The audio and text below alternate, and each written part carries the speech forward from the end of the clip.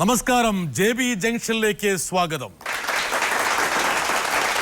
വളർന്നു വരുന്ന അമൃത, അഭിരാമി, സുരേഷ് സംഗീത സഹോദരിമാരുമായിട്ടുള്ള സംഭാഷണമായിരുന്നു കഴിഞ്ഞ ദിവസം JB ജംഗ്ഷനിൽ. അവരുടെ സംഗീത സബരിയിലൂടെയുള്ള പ്രയാണം ഈ എപ്പിസോഡിലും തുടരുകയാണ്. അഭിരാമിയുടെ സ്വഭാവം എന്ന് വെച്ചാൽ എല്ലായിടത്തും പോയി തൊണ്ട് കൊണ്ടിട്ട് പോകും അല്ലേ?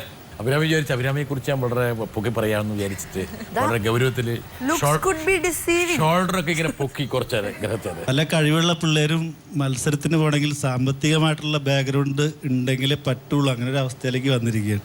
കോസ്റ്റ്യൂമിന് മാർക്ക് ആ ഷോയിൽ നിന്ന് നേടുന്നതിന് മുമ്പ് തന്നെ എൻ്റെ വളരെ മോശപ്പെട്ട മാർക്ക് നേടിയിരുന്നു. അന്ന് ആ ഡ്രസ്സെല്ലാം വളരെ നന്നായിരുന്നു, പക്ഷേ ഉപയോഗിച്ചിരുന്ന ചെരുപ്പ് ഭയങ്കര സ്ട്രൈക്കിംഗ്ലി ബാഡ്. ഞാൻ ഡ്രസ്സൊക്കെ വാങ്ങിച്ച് ഇറങ്ങാൻ നേരത്തെ അങ്കിള് കാറിലോട്ട് വിളിച്ചിട്ട് എനിക്ക് കുറച്ച് പൈസ വേറെയും തന്നിട്ട് ചെരുപ്പ് വാങ്ങാൻ പറഞ്ഞു.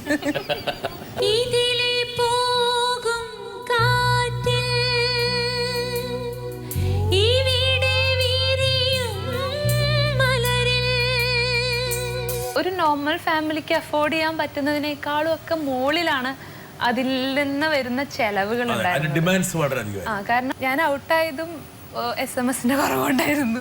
സീരിയസ് ആയിട്ട് കണ്ടു തുടങ്ങിയോ? അതെയോ കാണേണ്ട പ്രായം ആയിട്ടില്ലേ? അതെയോ അങ്ങനെ കാണേണ്ട ഒരു കാര്യമല്ലേ ഇത്? അതിനു വേണ്ടി ഞാൻ യൂസ് ചെയ്തിട്ടൊന്നുമില്ല. ഇതൊക്കെ ഞാൻ നോട്ടി വെക്കുന്നുണ്ട്. കാരണം ഇനി വല്ല പൈസ ഇല്ല അമൃത വല്ലതും പറയുകയാണെങ്കിൽ ഏത് പിന്നീട് വല്ല ഷോകൾക്കൊക്കെ പറയുകയാണെങ്കിൽ ഞാനത് അതിന് വേറെ കാര്യം പറഞ്ഞു, പൈസ ഇല്ലാണ്ട് ജീവിക്കാൻ പറ്റില്ല അതുകൂടെ ഞാൻ പറഞ്ഞിട്ടുണ്ട്. അവരത് നോട്ട് ചെയ്യണം കേട്ടോ. ഈ ബാൻഡ് കൾച്ചറിൽ വന്നപ്പോ എന്താ വെച്ച് കഴിഞ്ഞാല് മ്യൂസീഷ്യൻസ് ആയിട്ട് നമ്മൾ കുറച്ചും കൂടെ അറ്റാച്ച്ഡ് ആയി. ആർക്കാണെന്ന് മാത്രം ഞാൻ ആദ്യം പറയില്ല. പ്രത്യേകിച്ച് അച്ഛൻ അവിടെ ഇരിക്കുന്നതുകൊണ്ട് അമ്മ അവിടെ ഇരിക്കുന്നതുകൊണ്ട് ഞാൻ ഒരിക്കലും പറയില്ല.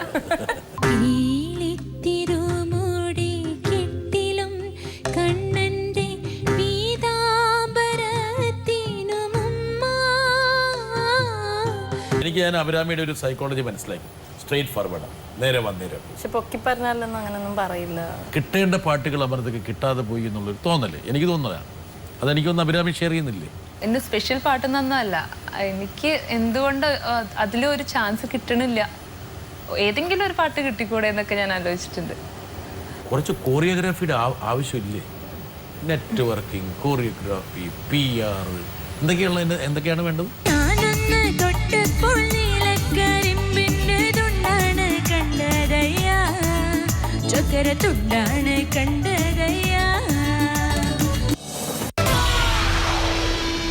അമൃതയുടെ ഏറ്റവും വലിയ സ്ട്രെങ്ത് എന്താണ്? As a sister, as an artist, as a singer, what should be her best strength? ഏറ്റവും നല്ലൊരു സ്ട്രെങ്ത്. ആസ് എ പേഴ്സൺ ഭയങ്കര ജെന്യുവൻ ആണ്. അതായത് പറ്റിക്കാൻ പറ്റും ആൾക്കാർക്ക് very easily. That could be the bad side also. She is very genuine and very soft hearted. ഈ പറയുന്ന ലൈക്ക് കാണുന്ന in her case looks not deceiving. She is very soft hearted. അപ്പോൾ ആൾക്കാർക്ക് വേഗം ഇഷ്ടപ്പെടും. It is A very good thing. As an artist ചേച്ചി പറഞ്ഞ പോലെ തന്നെ ചേച്ചി കുറേ ഹാർഡ് വർക്ക് ചെയ്യുന്നുണ്ട്, പക്ഷെ അതിനുള്ള ആ ഒരു ഔട്ട്പുട്ട് കിട്ടുന്നുണ്ടോ എന്നുള്ളൊരു, പക്ഷെ she is ready to wait. ആ ഒരു പേഷ്യൻസ് ഉണ്ട്. ഞാൻ അമൃതയുടെ ഒരു ഗാനം ഒരുപക്ഷെ വളരെ പ്രശസ്തമായൊരു ഗാനമാണ്. അങ്ങനെ ഒരു ഗാനം ഒരുപക്ഷെ പ്രേക്ഷകർക്ക് സമ്മാനിച്ച ഒരു ഗായിക പിന്നെ എന്തുകൊണ്ട് പിന്നീട് ഇതുപോലുള്ള ഗാനങ്ങൾ കിട്ടിയിട്ടില്ല എന്ന് എന്നെ പോലെ പല ആൾക്കാരും ചിന്തിച്ചിട്ടുണ്ട്. ഞാൻ ഈ അടുത്ത കാലം ചിന്തിച്ചു. ഞാൻ നിങ്ങളുടെ ഒരു 1-2 പെർഫോമൻസ് കണ്ട ശേഷമാണ് ഞാൻ സ്റ്റാർട്ട്. അല്ലെങ്കിൽ എൻ്റെ ഒരു തോട്ട് പ്രോസസ്സിൽ ഓണസ്റ്റ് ആയിട്ട് വെച്ചാൽ ഇന്നത്തെ നമ്മുടെ തിരക്ക് പിടിച്ച് വരേണ്ടതില്ല. ഞാൻ കാണിച്ചുതരാം. വളരെ വളരെ പ്രധാനപ്പെട്ട എനിക്ക് ഒരുപാട് ആൾക്കാർ കാണുകയും കേൾക്കുകയും ചെയ്തൊരു. ആക്ച്വലി ഈ പാട്ട് ഇത് ഇങ്ങനെയുള്ളൊരു പാട്ടല്ല, ഇതൊരു 4 വരി പാട്ടാണ്. ഇത് ഇസ്രേലി ഫോക്ക് സോങ് ആണ്. അപ്പം ഇതിൻ്റെ വെറുതെ യൂട്യൂബിൽ ഇങ്ങനെ വന്നു പോയപ്പം ഒരു അട്രാക്ഷൻ തോന്നിയതാണ്. അപ്പം ഞങ്ങൾ അങ്ങനെ എടുത്തിട്ട് അതിൻ്റെ ഈ ഒരു നമ്മുടെ ഇന്ത്യൻ തബല, ഡോലക്ക്, ഫ്ലൂട്ട്, സന്തൂർ അതൊക്കെ വെച്ചിട്ട് ഇന്ത്യനൈസ് ചെയ്തിട്ട് ഞങ്ങൾ ചെയ്തു. ഈ പാട്ട് ഇങ്ങനെ ചെയ്ത് കഴിഞ്ഞിട്ട് ഇത് ഇസ്രയേലിലെ ഫേസ്ബുക്കിലുള്ള ഒരു ജൂവിഷ് സ്റ്റാൻഡേർഡ് എന്ന് പറഞ്ഞിട്ടൊരു പേജുകാർ ഇതെടുത്ത് ഷെയർ ചെയ്തു അവരുടെ. The first Indian band to perform Hava Nagila എന്ന് പറഞ്ഞിട്ട് അതിനൊരു 8 മില്യൺ വ്യൂസ് ക്രോസ് ഇന്റർനാഷണൽ. അതിനുശേഷം ഞങ്ങളുടെ പേജിലെ ലൈക്ക് കൂടി, കുറേ പേഴ്സണലും ഫോർമലും ഇൻഫോർമലും ആയിട്ട് കുറേ ഇൻവിറ്റേഷൻസ് ഞങ്ങൾക്ക് ഇസ്രയേലിലേക്കും പുറത്ത് രാജ്യങ്ങളിലേക്കും ഷോസിന് കിട്ടി. ഞങ്ങളുടെ ഫുൾ ബാൻഡിന് നമ്മൾ വിചാരിക്കുന്നതിലും ഭയങ്കര ഒട്ടും ഇമാജിൻ ചെയ്യാത്ത ഒരു റീച്ചായിരുന്നു ഈ സോങ്ങിന് ഉണ്ടായിരുന്നത്. ഇതിനെ ബേസ് ചെയ്തിട്ട് ഇൻഡിവിജ്വലി കുറച്ച് 2-3 പ്രോജക്ട്സ് ഇപ്പൊ എനിക്ക് വന്ന് നിൽപ്പുണ്ട്. വലിയൊരു ഓപ്പണിംഗ് ആണല്ലേ അല്ലേ? ഇതൊക്കെ മോള് കേൾക്കാറില്ലേ? അവളാണ് മിക്കവാറും സമയത്തിൽ ഈ പാട്ട്, അവൾക്ക് മിക്കവാറും ഉറങ്ങാൻ നേരത്തെ ഞങ്ങളുടെ ഏതെങ്കിലുമൊക്കെ പാട്ട് ഇട്ട് കൊടുക്കണം. അവൾക്കൊരു ബ്ലൂടൂത്ത് സ്പീക്കർ ഉണ്ട്, അതിങ്ങനെ നെഞ്ചത്ത് വെച്ച് ലൈറ്റായിട്ട് മ്യൂസിക് ഇട്ടിട്ട് ഞങ്ങളുടെ പാട്ട് തന്നെ മാറ്റാനൊന്നും സമ്മതിക്കില്ല. എൻ്റെ ഒരു വലിയ ഫാനാണ്. എന്നെ കുറിച്ച് ആരെയും ഒന്നും പറയാനും സമ്മതിപ്പിക്കില്ല. തീർച്ചയായും. അതായത് എന്താണ്, ഞങ്ങള് വീട്ടില് ഫ്രണ്ട്സ് വന്നേ, എന്റെ ഫ്രണ്ട്സ് വന്നപ്പോഴത്തേക്ക് അവരിങ്ങനെ എന്തോ പറഞ്ഞപ്പോ പൊടോ പട്ടി എന്ന് പറഞ്ഞിട്ട് അവർ രണ്ടുപേരും അങ്ങോട്ടും ഇങ്ങോട്ട് ഫ്രണ്ട്സ്. അപ്പൊക്ക് ഇവള് ഓടി വന്നിട്ട്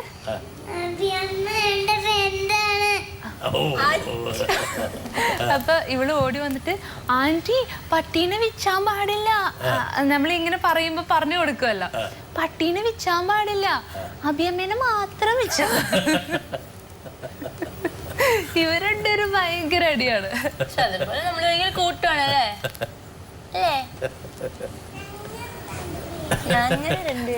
അഭിരാമിക്കൊരു അഭിമാനം തോന്നിയില്ല? പിന്നല്ല, എനിക്ക് പണ്ടേ മുതലുള്ളതാണത്. ഈ അമൃതയുടെ ഏറ്റവും പ്രധാനപ്പെട്ട പ്രശ്നം എവിടെയാണ്? മടിയാന്ന് തോന്നുന്നു. മടിയാണ്. മടി മാത്രമേ ഞാനൊരു പ്രശ്നമായിട്ട് കണ്ടിട്ടുള്ളൂ.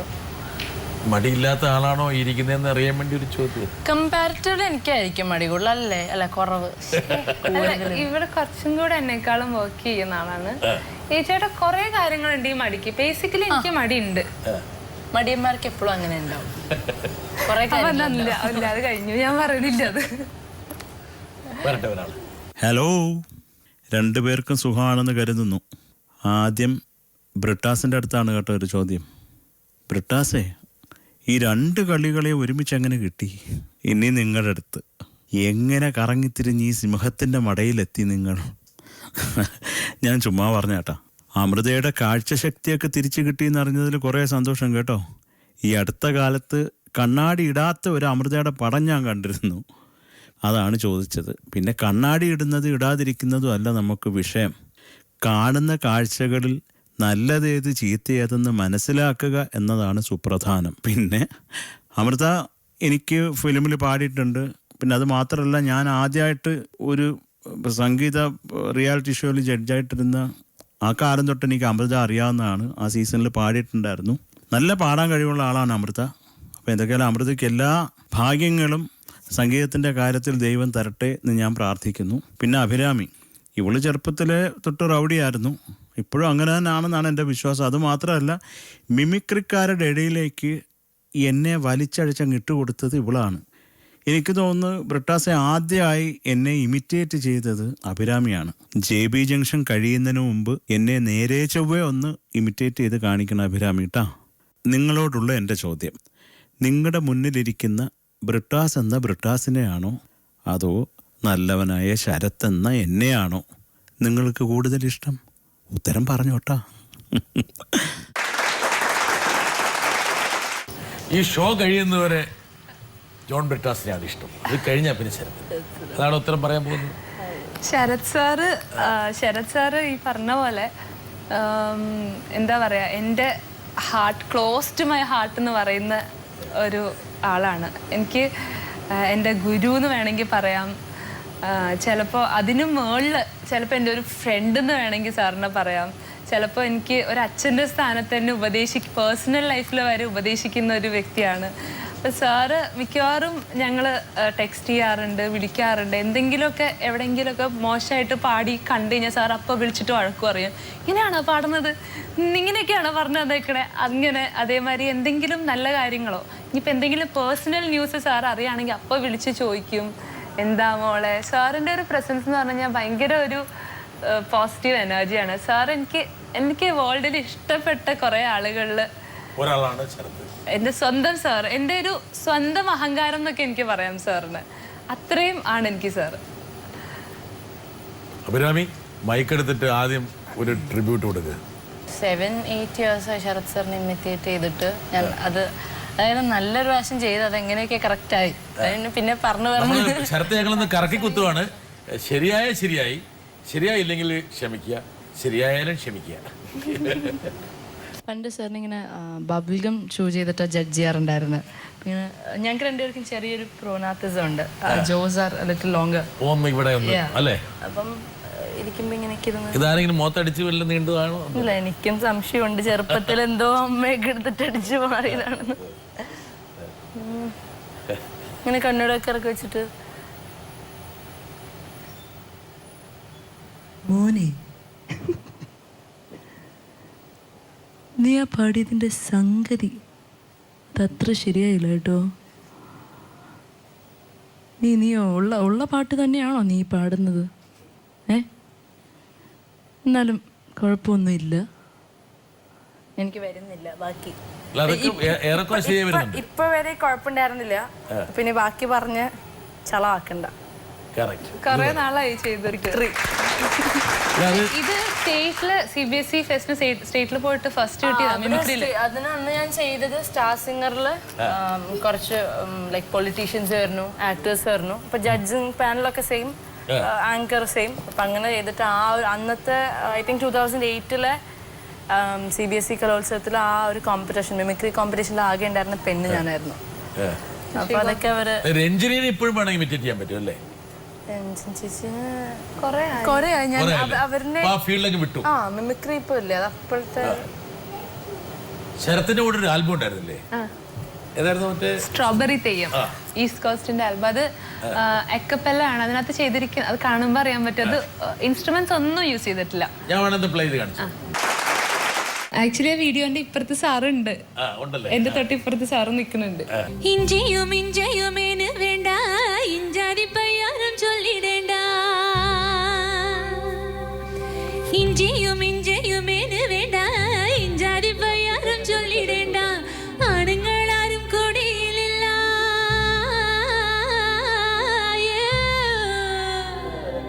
ആണുങ്ങളാരും കൂടിയില്ല. മോന്തിയ നാലാള് കണ്ടിടേണ്ട. നാളെ പുലർച്ചയ്ക്ക് പെണ്ണ് കെട്ടാൻ നെഞ്ചും വിരിച്ചിങ് പോരുമാരാ. നാളെ പുലർച്ചയ്ക്ക് പെണ്ണ് കെട്ടാൻ നെഞ്ചും വിരിച്ചിങ് പോരുമാരാ.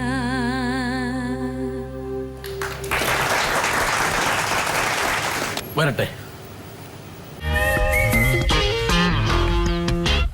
നമസ്കാരം. വരൂ.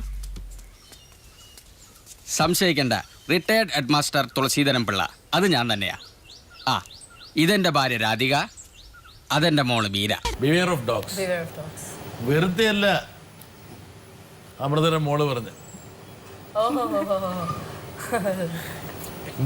പട്ടീൻ അഭിനന്ദനം മാത്രം വിളിക്കാൻ പാടില്ല.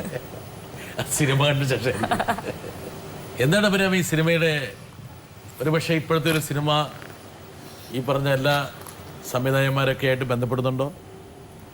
കുഴപ്പമില്ല, പരിചയം ഉണ്ടാവും എല്ലാവരുമായിട്ടും. കുഴപ്പമില്ല. ഒരു നെറ്റ്വർക്കിംഗ് ഒക്കെ ഉണ്ടോ? ചേട്ടാ, ഞങ്ങള് രണ്ടുപേരും അങ്ങനെ ഒരുപാട് പോയി അങ്ങനെ ഒരു ചിലപ്പോൾ അത് ഞങ്ങൾക്കൊരു ഡ്രോബാക്ക് ആയിരിക്കാം. പക്ഷെ കാണുമ്പോൾ എല്ലാവരുടെ റിലേഷൻഷിപ്പ് ഉണ്ട്, വിളിക്കും, സംസാരിക്കും ഒക്കെ ഉണ്ട്. പക്ഷെ ആരെയും വെറുപ്പിക്കാറില്ല, പക്ഷെ പതപ്പിക്കാറുമില്ല. വെറുപ്പിക്കാറുമില്ല, പതപ്പിക്കാറുമില്ല. അഭിരാമി, ഒരു കണക്കിന് നമുക്ക് കിട്ടേണ്ടത് വരും. ആരെ പറഞ്ഞല്ലോ, വരാനുള്ളത് വഴി തന്നെ. മാത്രമല്ല you are quite young now. എത്രയോ ഇനി മൈലുകൾ മുമ്പോട്ട് പോകേണ്ടതാണ്. മാത്രമല്ല ഒരുപാട് കാര്യങ്ങളിൽ കഴിവുള്ള ആളെന്ന നിലയ്ക്ക് ഏതെങ്കിലും ഒരു മേഖലയിൽ പോയിട്ട് ഇങ്ങോട്ട് ക്ലിക്ക് ചെയ്യും. കുറച്ച് കഴിയുമ്പോൾ ഇതെല്ലാം കൊണ്ടുവരാൻ പറ്റില്ല കേട്ടോ. എല്ലാ മതങ്ങളും നമ്മുടെ മതമാണല്ലോ. പക്ഷേ ഈ അഭിരാമിയുടെ അഭിനയ സിദ്ധിയെ കുറിച്ച് അമൃതയ്ക്ക് നല്ല ഇതുണ്ടല്ലേ? നല്ല ഇവക്ക് പണ്ടേ തുടങ്ങി അതിനോട് ഒരു ഡിവോഷൻ ഉണ്ടായിരുന്നു. കമ്പം എന്ന് പറഞ്ഞാൽ പോരാ, അങ്ങനെ ഒരു ഡിവോഷൻ ഉണ്ടായിരുന്നു ആർട്ടിനോട്, പ്രത്യേകിച്ചും ആക്ടിങ്ങിനോട്. ഞാൻ പറഞ്ഞില്ലേ, കൊച്ചിലേ തുടങ്ങിയുള്ളതാണ്. അപ്പം ഞങ്ങളും ഇപ്പോൾ വീട്ടിലാണെങ്കിലും അച്ഛയമ്മയാണെങ്കിലും ഞങ്ങളുടെ ഇഷ്ടങ്ങൾക്ക് ഒരിക്കലും എതിര് നിൽക്കില്ല.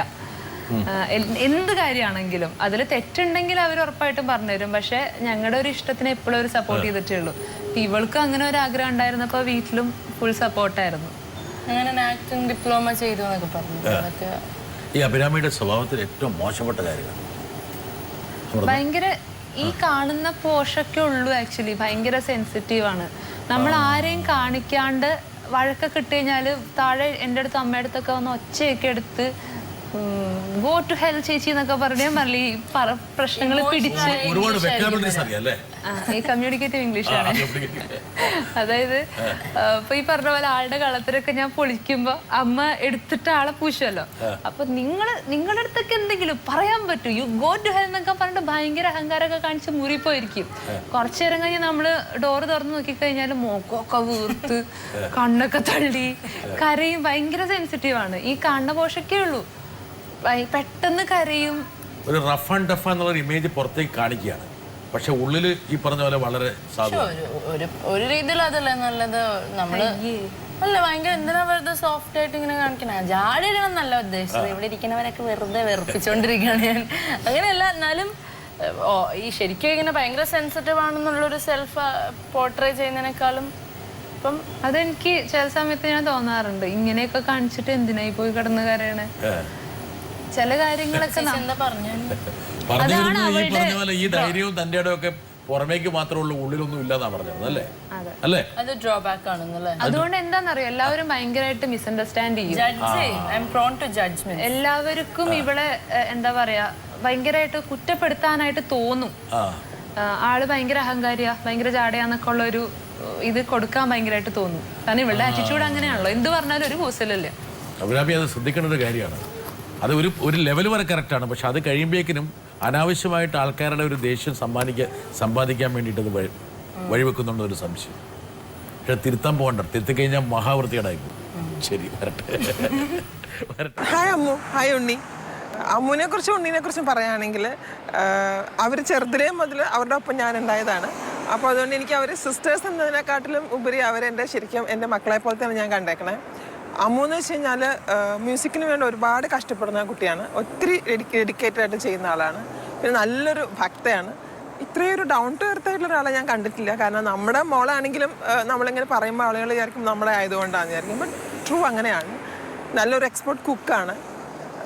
ഉണ്ണിമോളെ കുറിച്ച് പറയുകയാണെങ്കിൽ അവൾ ഞങ്ങളുടെ വീട്ടിലെ റൗഡിയാണ് എന്തായാലും. പിന്നെ എനിക്ക് അവരോട് ചോദിക്കാനുള്ള ഒരു ചോദ്യം എന്ന് പറഞ്ഞു കഴിഞ്ഞാൽ, ഈ മ്യൂസിക്കും ആക്ടിങ്ങും മാത്രമാണോ അതോ അത് കരിയറായിട്ട് കൊണ്ടുപോവാണോ അതോ അക്കാഡമിക്കലി അവർക്ക് എന്തെങ്കിലും ചെയ്യുന്നുണ്ടോ എന്നും കൂടി എനിക്ക് അറിയണമെന്ന് ആഗ്രഹമുണ്ട്.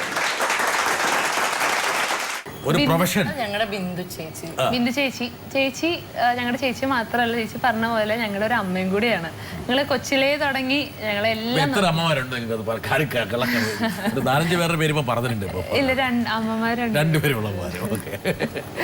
അപ്പൊ ചേച്ചി ഇത്രയും നാള് ഞങ്ങളുടെ കൂടെ ആയിരുന്നു താമസിച്ചിരുന്നതും. എന്റെ കൂടെ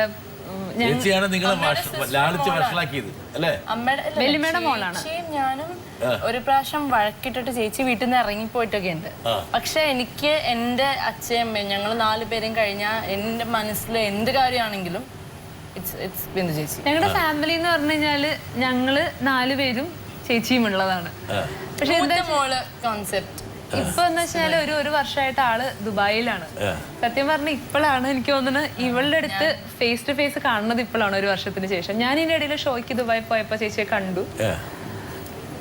അഭിരാമിക്ക് വഴക്ക് കൂടാൻ വേണ്ടി ഒരാളെ കുറഞ്ഞുപോയി.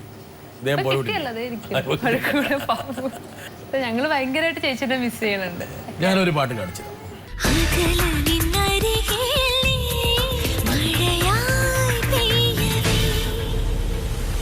അമൃത പാടിയ പാട്ടാണ്. അതെ, ഈ പാട്ടിന്റെ പുറകെ കുറേ പറയാനുണ്ട്. അതായത് ഇത് പാടാൻ നേരത്ത് എനിക്ക് തോന്നുന്നു ഞാൻ 8th month പ്രഗ്നന്റ് ആയിരുന്നു. അപ്പൊ ഡ്യൂറിങ് എൻ്റെ ത്രൂ ഔട്ട് പ്രഗ്നൻസി ആ സമയത്ത് ഞാൻ ഒരുപാട് ഷോസും ഒരുപാട് ട്രാവൽ ചെയ്തിട്ടൊക്കെ ഉണ്ടായിരുന്നു. അപ്പോഴേക്ക് ഈ പാട്ട് പാടാൻ നേരത്ത് പെട്ടെന്ന് എനിക്ക് പെയിൻ വന്നു. അങ്ങനെ തന്നെ എടുത്ത് ഹോസ്പിറ്റലിലേക്ക് പോയി. അപ്പോൾ ഡോക്ടർ പറഞ്ഞു ഇനി പോവണ്ട, അഡ്മിറ്റ് ആയിക്കോ, കാരണം നേരത്തെ തന്നെ എനിക്ക് ചിലപ്പോൾ ട്രാവലിങ്ങിൻ്റെ ഒക്കെ ആയിരിക്കും, ബേബി റെഡി ടു കം ആയിട്ട് നിൽക്കുകയാണ്. അപ്പോൾ ഇവിടെ കിടന്നു ഇനി പോകാൻ പറ്റില്ല എന്ന് പറഞ്ഞു. അപ്പം ഇത് പകുതി വെച്ചേക്കണ ഒരു പാട്ടല്ലേ, പകുതി പാടി വെച്ചേക്കണ ഒരു പാട്ടായിരുന്നു. അപ്പോഴേക്കും ഞാൻ പറഞ്ഞു എനിക്ക് എങ്ങനെയാണെങ്കിലും പോയേ പറ്റുള്ളൂ പറഞ്ഞിട്ട് എൻ്റെ മാം രാധാമണി മാം എൻ്റെ ഗൈനക്കോളജിസ്റ്റ് മാം ആയിരുന്നു. അപ്പം മാം എനിക്കൊരു ഇഞ്ചെക്ഷൻ തന്നിട്ട് അങ്ങനെയാണ് ഞാൻ പോയി പാടിയത്. ആ ഇഞ്ചെക്ഷൻ്റെ മുകളിൽ പോയി പാടി. അൽഫോൻസ് ചേട്ടനാണ് എൻ്റെ മ്യൂസിക് ഹിറ്റ് ലിസ്റ്റിൻ്റെ അൽഫോൻസ് ചേട്ടൻ ശരിക്കും പറഞ്ഞാൽ ഒരു വരി എടുക്കും, പിന്നെ കുറച്ചു നേരം നടുനിവർത്തി ഇരിക്കും, താഴെ ഇരിക്കും, പിന്നെ കുറച്ചു നേരം ചെരിഞ്ഞു കിടക്കും, പിന്നെ കസേരയിലിരിക്കും, കാല് പൊക്കി വെച്ചിരിക്കും. ഇങ്ങനെയൊക്കെയാണ് ആ പാട്ട് എടുത്തത്. ആ പാട്ട് പാടിയ ശേഷം ഞാനൊരു ചോദ്യം അതിൻ്റെ ഇടയ്ക്ക് പിന്നെ നമ്മുടെ ശരത്തൊരു ചോദ്യം ചോദിച്ചിരുന്നു.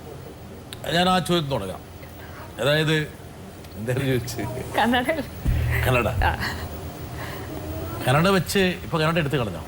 അല്ല, ആക്ച്വലി എനിക്ക് സാറ് പറയണ പോലെ കാഴ്ചക്കുറവൊന്നുമില്ല. സാറത് വെറുതെ പറയണതാ. എനിക്കുണ്ട് ഞാൻ വിചാരിച്ചു അന്ത്യാന്ന് വിചാരിച്ചിരുന്നു ആദ്യകാലത്ത്. എനിക്ക് നല്ല കാഴ്ചക്കുറവുണ്ട്. അതെനിക്ക് ഇച്ചിരി കണ്ണ് ചെറുതാ. അപ്പൊ പൊതുവെ എനിക്ക് കണ്ണാരും കാണാറില്ല. കോംപ്ലക്സ് ഉണ്ടായിരുന്നു ആ സമയത്ത്. അതിന്റെ അറ്റമായിരുന്നു. കുഞ്ഞു കണ്ണാണെന്ന് പറഞ്ഞിട്ട് സ്പെക്സ് ഇല്ലാതെ. അത് ഫോട്ടോഷൂട്ടിനൊക്കെ പോകുമ്പോ എന്റെ അടുത്ത് ഫോട്ടോഗ്രാഫർ പറയും, അമ്മ ഒപ്പണി റൈസ് പറയും, എനിക്ക് ഇത്രേ ഉള്ളൂ കണ്ണ്, ആകെപ്പാട് ഇത്രയും തുറക്കാൻ പറ്റുള്ളൂ. അപ്പോൾ അതിന്റെ ഒരു കോംപ്ലക്സ്. പിന്നെ എനിക്ക് കുറച്ചൊരു ഷോർട്ട് സൈറ്റ്നെസ് ഉണ്ട്. അപ്പോൾ കണ്ണട വെച്ച് കഴിഞ്ഞാൽ പിന്നെ കണ്ണ് കാണില്ലല്ലോ ആരും. ഞാൻ പിന്നെ സുരേഷോട് ചോദിക്കട്ടെ. സുരേഷ്, അമൃത പാവമായതുകൊണ്ടാണ് അമൃതയുടെ ചില ജഡ്ജ്മെന്റ്സിൽ ചില പാളിച്ചകൾ വെച്ചത്? ലൈഫിലെ ജഡ്ജ്മെന്റ് ആണോ അല്ലെങ്കിൽ ലൈഫിനെ കുറിച്ചാണ്? കുറച്ച് ശരിയാണ് പറഞ്ഞത്. അമൃതയ്ക്കൊരു പാകത കുറവ് ലൈഫിൽ ഉണ്ട്. അവൾ പാട്ട് പാടി നടക്കുന്ന സമയത്ത് തന്നെ വളരെ നേരത്തെ തന്നെ കല്യാണം കഴിക്കേണ്ടി വന്നു. അത് അത്രയ്ക്കൊരു പ്രസ്സിങ് ഉണ്ടായിട്ടാണ് കല്യാണം. നന്നായിട്ട് വിശ്വസിക്കാൻ പറ്റുന്ന രീതിയിലൊക്കെ ഉള്ള രീതിയിലാണ് കല്യാണം കഴിച്ചത്. പക്ഷേ ആ ടൈമിൽ കല്യാണം കഴിക്കരുതായിരുന്നു. ആ ഒരു ഏജിൽ കല്യാണം കഴിച്ചു കഴിഞ്ഞാൽ ഇപ്പോൾ ആരെ കഴിച്ചാലും എത്ര സന്തോഷമുള്ള ലൈഫ് കിട്ടിയാൽ പോലും ഒരു ആർട്ടിസ്റ്റിനെ സംബന്ധിച്ചിട്ട് അവർക്കൊരു കുറച്ച് നാൾ ഒരു 10, 25, 26 വയസ്സൊക്കെ വരെ എൻ്റെ ഒരു വ്യൂ ആണ് പറയുന്നത്. അങ്ങനെ കല്യാണം കഴിക്കാതുള്ള സമയങ്ങൾ കിട്ടുകയാണെങ്കിൽ കുറച്ചുകൂടി മുന്നോട്ട് പോകാൻ പറ്റും.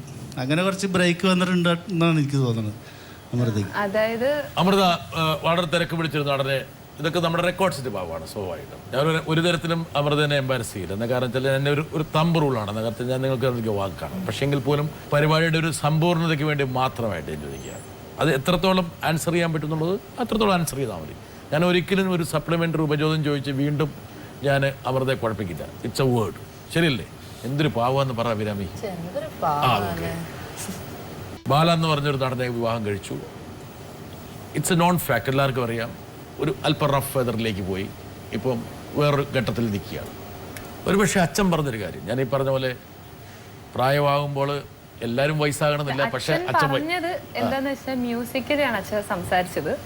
അതായത് ഒരുപക്ഷെ ഈ പറഞ്ഞ പോലെ കല്യാണം കഴിച്ചു, അപ്പോൾ ഒരു ബ്രേക്ക് വരും നമുക്ക്, പിന്നെ കുട്ടി ഉണ്ടായി, പിന്നെ ഒരു 1.5 വർഷം ബ്രേക്ക്. അതൊക്കെ തന്നെ മ്യൂസിക്കൽ ലൈഫിൽ ചിലപ്പോൾ കുറച്ച് നേരത്തെ നമ്മൾ സംസാരിച്ചില്ല എന്തുകൊണ്ട് അതൊക്കെ ആയിരിക്കും. അങ്ങനെയാണ് അച്ഛൻ ഉദ്ദേശിച്ചത്. So not coming into any personal. ആ ഒരു ഏജിൽ കഴിക്കരുതെന്നാണ്. കഴിക്കരുത്.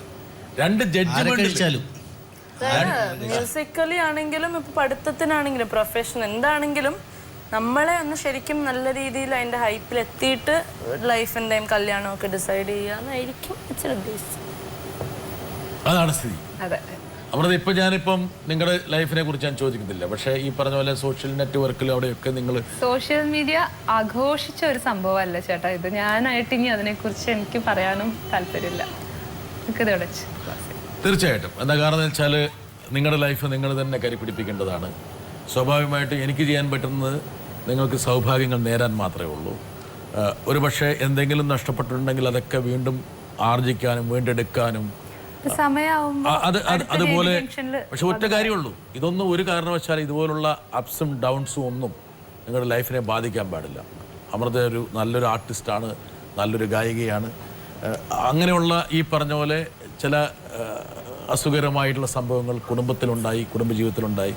പക്ഷെ അതിനിയുള്ള ഒരു കരിയറിനെ അത് ദോഷകരമായിട്ട് ബാധിക്കാതിരിക്കട്ടെ എന്നുള്ളതാണ് അല്ലേ അഭിരാമി? അഭിരാമിയുടെ ഒപ്പം എനിക്ക് കൂടി ആശംസിക്കാൻ പറ്റുന്നത്. അതിനൊരു വിഷമത്തിലിരിക്കാൻ പാടില്ല. അങ്ങനെ ചേച്ചി എല്ലാം അതിന്റെ റൈറ്റ് സ്പിരിറ്റിൽ എടുക്കുന്ന ആളാ. അതുകൊണ്ട് കുറച്ചു കാലം ഒന്ന് വിഷമിച്ചു പോയി. ആ വിഷമത്തിൽ നിന്ന് ഒരുപക്ഷെ അഭിരാമിയുടെ ഒരു സഹായം ഉണ്ടായിരിക്കും. അല്ല, എല്ലാ ആൾക്കാർക്കാണെങ്കിലും എന്ത് പ്രോബ്ലം വന്നാലും അതിൻ്റെതായ ചെറിയ വിഷമം ഉണ്ടല്ലോ. അതുപോലെ അമൃത ഇനി ഒരു അടുത്ത ടാർഗറ്റ് എന്ന് പറയുന്നത് എന്താണ് അമൃതയുടെ? ഒരുപക്ഷെ നിങ്ങളൊരു ഗായികയാണ്. എന്താണ് ഈ പറഞ്ഞ പോലെ മലയാള സിനിമയിൽ ലഭിക്കേണ്ടിയിരുന്ന അവസരങ്ങൾ ലഭിക്കാതെ പോയി എന്നുള്ളൊരു വിഷമമുണ്ട്. എനിക്ക് ഈ പറഞ്ഞ പോലെ തന്നെ പ്രാർത്ഥിക്കുകയാണെങ്കിൽ പോലും ഞാൻ ദൈവത്തിൻ്റെ അടുത്ത് എനിക്ക് ഇത് തരണേ അത് തരണേ എന്ന് ഒരിക്കലും പ്രാർത്ഥിച്ചിട്ടില്ല. അറിഞ്ഞോ അറിയാണ്ടോ ഒക്കെ നമ്മൾ എനിക്ക് കിട്ടിയിരുന്നെങ്കിൽ എന്ന് മോഹിച്ചിട്ടുള്ളത് പാട്ട് മാത്രമാണ്. അപ്പം അതിലെനിക്ക് കുറേയും കൂടെ ഫ്ലറിഷ് ചെയ്യണം, കുറേ ഹൈറ്റ്സിൽ പോകണം, കുറേ മ്യൂസിക് ഡയറക്ടേഴ്സിനെ പാടണം, സ്വന്തമായിട്ട് കുറേ വർക്ക് ചെയ്യണം, ഇങ്ങനെയൊക്കെ കുറേ ആഗ്രഹങ്ങളുണ്ട്. അതൊക്കെ ഉള്ളൂ. അഭിരാമി, അമൃത എന്നുള്ള ഒരു ചേച്ചി മാത്രമല്ല, ഒരു കലാകാരി, ഒരു ഗായിക കുടുംബത്തിലുണ്ട്. ഒരുപക്ഷെ അത് വലിയൊരു എന്താ പറയുക, എൻസൈക്ലോപീഡിയ. രണ്ട് എന്ത് ചെയ്യണം എന്ത് ചെയ്യണ്ട എന്ന് മനസ്സിലാക്കി തരുന്നൊരു കാര്യമാണ്. ഒരാളുടെ ജീവിതത്തിലൂടെ അവിടെ ഉണ്ടായിട്ടുള്ള അനുഭവങ്ങളെ വേണം ആർജിച്ചു കൊണ്ടുവേണമെങ്കിൽ ഒരുപാട് കാര്യങ്ങൾ പഠിച്ചിട്ട് മുമ്പോട്ട് പോകാം. അങ്ങനെ ഒരു സൗഭാഗ്യം യഥാർത്ഥത്തിൽ അഭിരാമിക്ക് കിട്ടി. അമൃതയ്ക്ക് ആ സൗഭാഗ്യം കിട്ടിയില്ല, ഒരാളെ നോക്കി കണ്ടി. പക്ഷേ യു ഹാവ് ഗോട്ട് ദറ്റ് അവസരം. അത് ഉപയോഗപ്പെടുത്തിയിട്ട് എങ്ങനെ പോകാനാണ് ആഗ്രഹിക്കുന്നത്?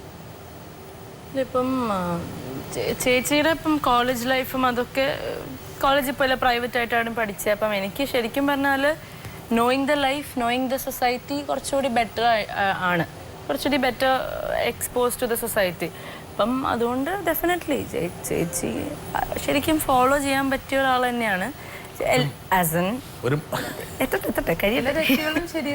ഒരു മാതൃകയാണ് അഭിരാമി. തീർച്ചയായും. And as a person she's very far far better than me എല്ലാ രീതിയിലും. അപ്പൊ എന്ത് ടോട്ടലി ഫോളോ. ടെലിവിഷൻ സ്റ്റുഡിയോയിൽ എത്തണമല്ല ഇങ്ങനെയൊക്കെയുള്ള അമൃതയെ കുറിച്ച് ഇങ്ങനെയുള്ള കാര്യങ്ങൾ പറയണം അല്ലേ? ശരിയല്ലേ അമൃത? ശരിയാണ്. നേരിട്ട് കണ്ടു കഴിഞ്ഞാല് അടിയിടണ്ടേ ഞങ്ങൾക്ക്. എന്തായാലും നമ്മൾ ഇത്രയും നേരം നിങ്ങളുടെ എന്താ പറയുക, നിങ്ങൾക്ക് വളരെ ചെറുപ്പമാണ്, പക്ഷേ ആ ചെറുപ്പത്തിനുള്ളിൽ നിങ്ങൾ നേടിയിട്ടുള്ള നിങ്ങളുടെ നേട്ടങ്ങളിലൂടെയാണ് നമ്മൾ കടന്നുപോയത്. ഏതൊരു ഷോയ്ക്കും അതിൻ്റെതായ പരിധിയും പരിമിതിയും ഉണ്ട്. അതുകൊണ്ട് വേണമെങ്കിൽ നമ്മൾ അവസാനിപ്പിക്കാം. പക്ഷേ ഇനിയും നമ്മൾ വൈകാതെ JB ജംഗ്ഷനിൽ വീണ്ടും വരും. അപ്പോഴേക്കും നിങ്ങൾ ഒരുപാട് ഉയരങ്ങളിൽ നിങ്ങൾ എത്തണമെന്നുള്ള ആത്മാർത്ഥമായിട്ടുള്ളൊരു ആഗ്രഹവും പ്രതീക്ഷയും എനിക്കുണ്ട്. നമ്മൾ ഈ പരിപാടി അവസാനിപ്പിക്കുകയാണ്. ഒരു പാട്ട് വരെ കൊണ്ടല്ലേ? സത്യം പറഞ്ഞു കഴിഞ്ഞാല് JB ജംഗ്ഷനിലേക്ക് വിളിച്ചപ്പോ എൻ്റെ അടുത്ത് ഞാൻ ഇവിടെ വിളിച്ചപ്പോ ഇങ്ങനെ JB ജംഗ്ഷനിലേക്ക് വിളിച്ചിട്ടുണ്ട്. ചേച്ചി വേണോ ചേച്ചി? അത് ശരി, അങ്ങനെ പറഞ്ഞല്ലേ? ഞങ്ങൾക്കൊരു പേടി ഉണ്ടായിരുന്നു. പക്ഷെ ചേട്ടൻ ഞങ്ങള് വിചാരിച്ച പോലെ ഒന്നല്ല, ഞങ്ങളെ കൊന്നെടുത്തൊന്നുമില്ല. കണ്ടോ ഇങ്ങനെ ആൾക്കാരെന്തെല്ലാം. എല്ലാവരോടും ഞാൻ പറയട്ടെ, കൈരളി TV പ്രേക്ഷകരോട്ട്, ജോൺ വിട്ടാസ് ചേട്ടൻ വളരെ നല്ലൊരു മനുഷ്യനാണ്. ഇത് അവസാനിപ്പിച്ചു പറഞ്ഞപ്പോഴാണ്.